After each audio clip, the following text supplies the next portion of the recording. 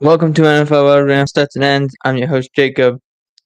And before we begin with the news, we will first go through the game recaps for Week 8, as we were 2-1 prior to Monday Night Football. Now, this was a weird slate of games. The first game we had was the Tampa Bay Buccaneers versus the Buffalo Bills. The Bills were favored to win this game. I had picked the Bucs to win this game. The Bucs did not win this game, losing to the Bills 24-18. In a game that never quite got away from the Bucs and concerns me about the Bills. At some point, you have to win more than 6 points. You gotta do that consistently if you want to be a good football team. And I said this all year. No one's running away with this thing. No one is in either division. It's tight all the way down. In every division, it's like the 49ers, for an example, just lost their third straight game. After being 5-0, now they're 5-3. The Eagles have only lost one game, but they're winning games by 10 points or less. No team is really winning and winning by a lot. Consistently, anyway.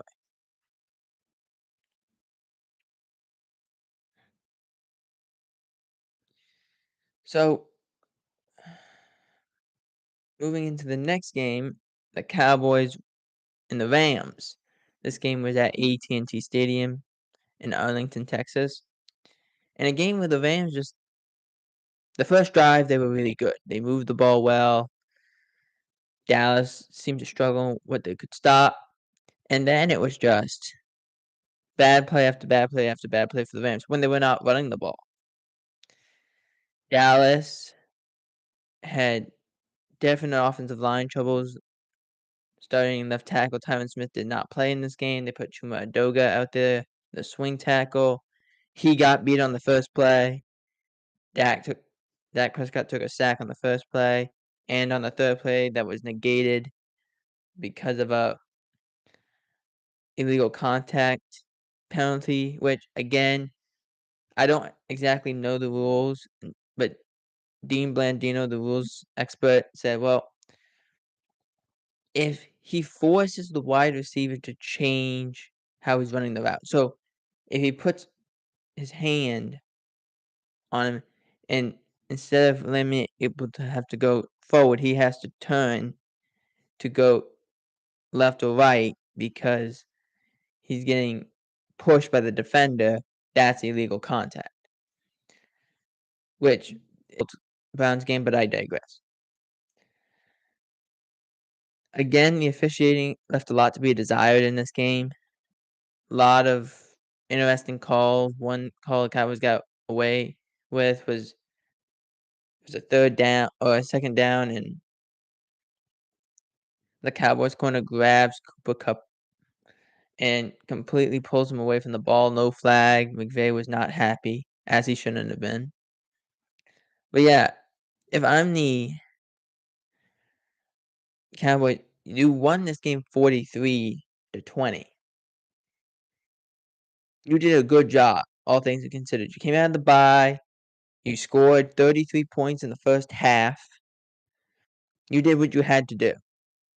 For the Rams, it leaves a lot more questions of what that offense looks like. Matt Stafford threw another interception, actually got pulled during the game. He was battling through injuries. Early in the game, he got sacked, lands on a shoulder, goes into the medical tent, comes back out of the tent, goes back into the game. And then he's bleeding on his elbow. They're wrapping his elbow with bandages and stuff. Then he hurts his thumb. They put a little bit of tape on it. He hurts his thumb again. They put more tape on it, and then again. And then he was taken out of the game. The one thing the Rams showed to probably everyone was, if you didn't know this, you can run the ball against this Cowboys front. You really can. But the game got so far away from them that even when they were running the ball, it was like, what's the point? When they really started to have success running the ball, Dallas was up by 20. As long as the Cowboys did not screw up, they were fine, which is what happened. So a good win by the Cowboys as they play Philadelphia in Week 9, which I thought was a Sunday night game. It turns out it's going to be a Sunday afternoon game. And then last game we did for Sunday was Patriots at Dolphins. The last time these two teams faced each other, it ended in a very bizarre way. An offensive lineman nearly getting a first down. And then the NFL saying, no, that's not a first down. This game was a lot more concise. A great game by Mike McDaniel and his crew. Patriots had a hard time slowing down Hill and Waddle in the ground game, might I add. I'm concerned, if I'm the Patriots, with their defense. That was the strongest part of the team all year. They haven't looked good. And, everyone's going to blame Mac Jones. As rightfully as they should. He's the quarterback. It's his responsibility. However, at some point, you got to go and say, it's not just him. It is him, but it's not just him. There's a lot of other moving components. They ended up just losing one of the wide receivers to a torn ACL. So when it rains, it pours. Or in New England, when it snows because it snows heavily because that's what is happening. It's just they can't do anything. Everyone keeps saying Belichick could be or could be let go. That's not going to happen. Not going to happen. They just signed into a new contract. I still say what they should do. Go to Bill Belichick at the end of during the offseason and say, okay, this is what we're going to do, Bill. You still have the head coaching responsibilities. You're still the de facto GM, but we're bringing somebody in to acquire talent, to help you acquire talent. And that's what they should be doing. They should be trying to help Bill. And if that slights him in any way, like this is the best way you can do it. You still have all the power, but we're having someone else with an outside perspective come into our organization and help because we can't do it. Bring in call him whatever. Call him a consultant. Call him a helper. Whatever you have to call him. But figure it out because you definitely do need help. And on Monday Night Football, it's still the Raiders and Lions. I still have the Lions winning 30-14. So, in a game where this week there was a lot of injuries at the quarterback position, we will get into them. Let's first begin with the more notable one. Kirk Cousins, we're just waiting for the MRI to confirm this, but it looks like he's tore his Achilles, which means he's done for the year. A team that was 0-3 found a way to win a game. Then they won 3 straight, being 3-4, and then they were going against the Packers in Lambeau. And they end up winning that game, and Kirk starts to move around, and then Achilles just pops. And you could tell it was an Achilles because it looked the same as it did for Aaron Rodgers, where the back of his leg shook and jiggled and boom, and you saw it. That was basically that's exactly what it looked like, actually. So, as an MRI is gonna confirm it's a torn Achilles, which means Cousins is done for the year, which a lot of people felt he was having the best season of his career, which I don't disagree with. If I'm the Vikings, look, you have a rookie quarterback who came in and finished the game. However, you don't want more likely your season's over. Justin Jefferson is gonna come back, but you know more likely your season's over. So what do you do? Well, there's 12 options that have been labeled out. I will say this, though. You have Case Keenum you could trade for, but I wouldn't. Colt McCoy is a free agent. That seems like a viable option. If in my book, he looks like he's the best quarterback. He fits with what you want to do.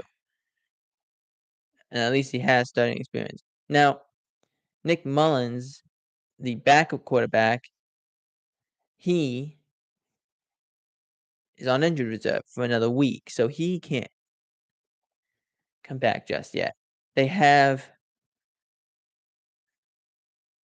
Sean Merriman, or Sean Merriman, Manman, I'm sorry, Mannion, who is on the practice squad.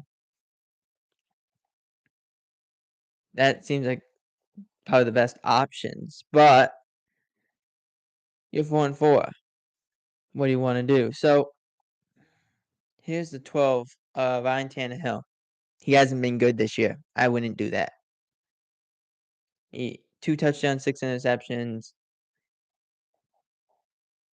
62 completion percentage. Not gonna happen. Trey Lance.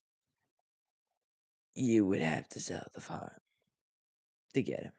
The Cowboys are not giving him for free. They're not giving him for a second or third round pick. That's not what's happening. You're gonna sell the farm. Yeah, talk about like throwing in like players along with picks. That's what it's gonna take to get Trey Lance out of Dallas. Not because he's the starter, but because he's the player that they feel that if they do trade him, they want a lot for him. Next up, Andy Dalton. I just don't see that. I think Andy is too valuable to Bryce.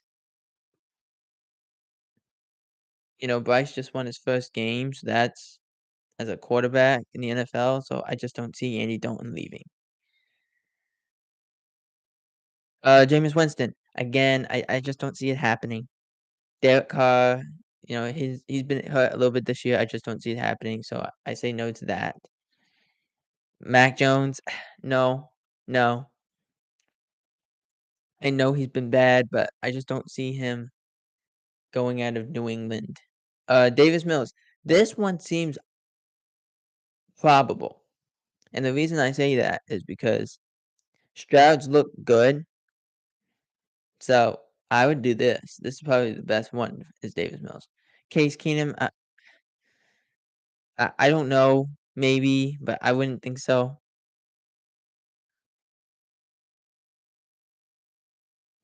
Bailey Zappi, no, no.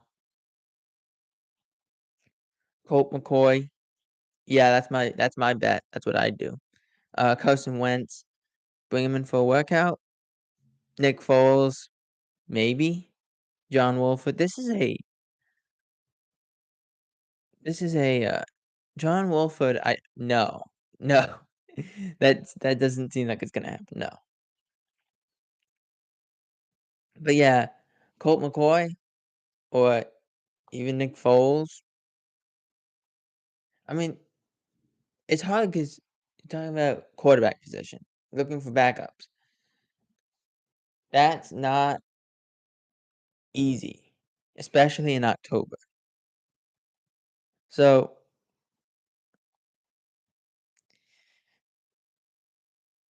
you don't have many options, but I'd say Colt McCoy is probably your best option.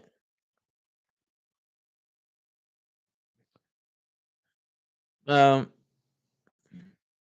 moving on to Will Levis and the Tennessee Titans. I didn't write this down in the title, but I like what Will Levis did. Will Levis had 4 touchdowns. to the DeAndre Hopkins. This offense actually could move the ball with Will Levis. Do it. He's expected to start for the Thursday night game between the Titans and the Pittsburgh Steelers. I would do this. Why not? Let him be the starter the rest of the year. If it doesn't go well, then it doesn't go well. But you gotta see what you got with these young guys. Tannehill's definitely not the guy. Maybe for the short term that you can finish the year, but this is guy Levis and Willis have to be the guys. Because otherwise, what are we waiting for? You gotta make a decision. You gotta make it fast. Patriots wide receiver Kendrick Bourne tore his ACL in the loss to the Patriots. This is a really sad one because he's the only guy that really had speed on their team. Him and Thornton have speed, so they need to do something fast. And he was also probably the one tradable chip on offense, so that's not good either. Giants quarterback Daniel Jones cleared for contact. He's on track to play week 9. It was scheduled that he was going to be on track to play week 10. Now cleared for contact. Let's see what happens. Packers Rashawn Gary inked a 4-year deal, a 4-year extension with the Packers. Signs 4-year contract, $107 million. This includes $34.6 million in signing bonus. Gary posted this on X this morning. And here's the quote that he put with it. Thanks to everyone in the Green Bay Packers organization, my family, my business team, NFL, friends, fans, supporters for taking the ride with me, was the note that Gary put in his post.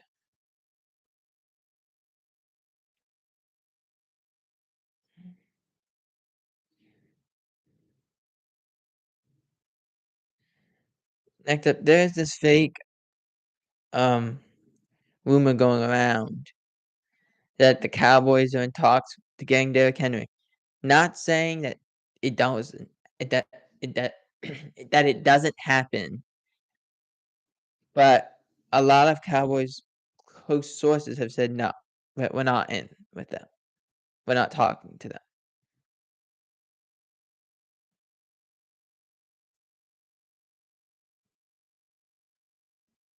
And there's other teams that are willing to move guys, such as Washington. Washington is listening to could move Chase Young, Montez Sweat, and even Jared Allen. Jared Allen says pretty much, I don't want to be here anymore. Get me out of here. Obviously, Denver. But, I think every team is kind of just like, what has happened? Now, will there be a big name? Probably. We will do a video when the trade deadline has passed, and we'll go from there. I also want to talk about this just before we go. There's two things we have to talk about. First off, CeeDee Lamb had a career day against the Rams. And Cowboys fans knew this whole year. You got to get your best guy the ball. Michael Gallup can't lead the team in targets. You must get CeeDee Lamb the ball. He's your guy. Just like when Julio Jones, all those years ago, when he was in Atlanta, he was the most targeted guy. He came down with the most catches. He was the guy. Period. That's what they have to do.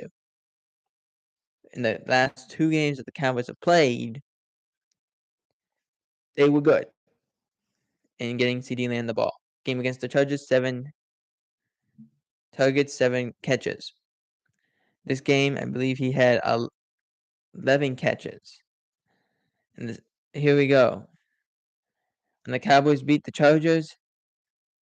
Lamb caught all 7 balls that he was targeted with for 117 yards. The game against the Rams and the Cowboys was no different, as he had 12 catches for 158. That is what the Cowboys did, and that's what CeeDee Lamb did. They must play physical football. And actually, there's 3 things. The second thing was Jalen Hurts. He's had a knee brace on his. He has a knee brace on. He has knee issue. He's gonna play through it, and this is what people don't understand.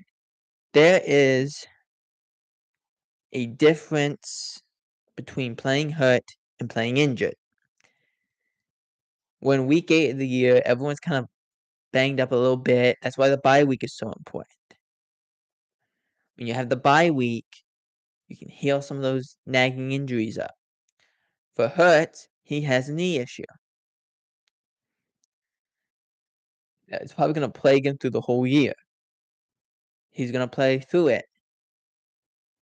But it's not like, for an example, we talked about this with Matt Stafford. Matt Stafford's a really tough guy. He played, like we just said, he came in, he got hurt his shoulder, went into blue tent, came out of the blue tent, went back on the field. Hurts his thumb, that starts bleeding out of his elbow. They fixed him up. He hurt his thumb again, they fixed him up again. He hurt his thumb a third time, they taped him up, and he was still trying to go out there, and they wouldn't let him. So, I think, like, obviously, you can't doubt Matt Stafford's toughness. You can't. But at the same time, like, the same thing goes for Jalen Hurts. You can't doubt his toughness. What I will say is that playing hurt. Matt Stafford's played injured. Remember a couple years ago when he was in Detroit, he played with broken bones in his back. He was so injured. He played with broken bones in his back, and he's done that before. The amount of excruciating pain that he faced and just dealt with. Like, that's an injury. Because you're not supposed to play through that. Here's Jalen Hurts playing hurt. Which, it's not fun. It's discomfort.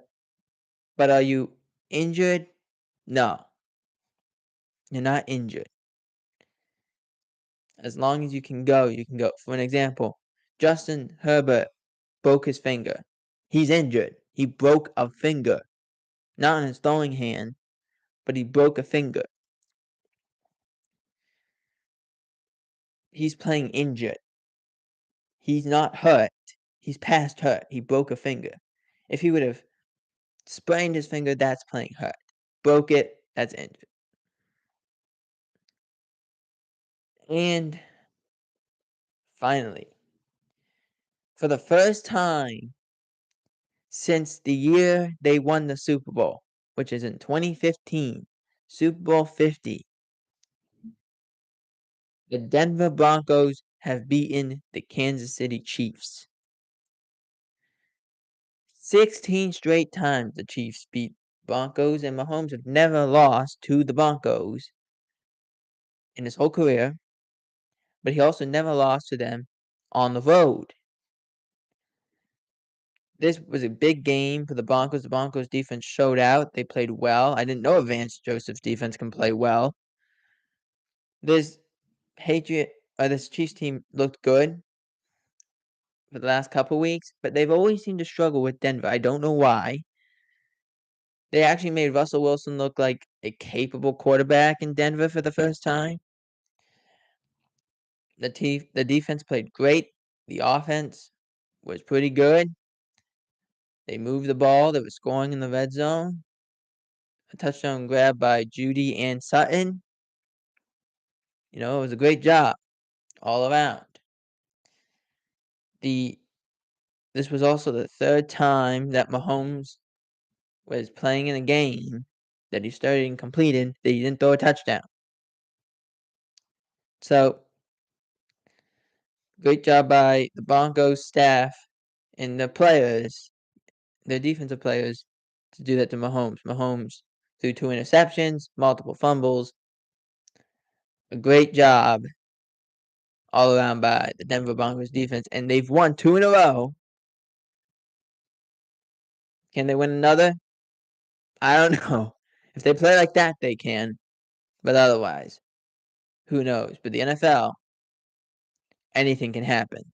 For NFL World, I'm Jacob Heber.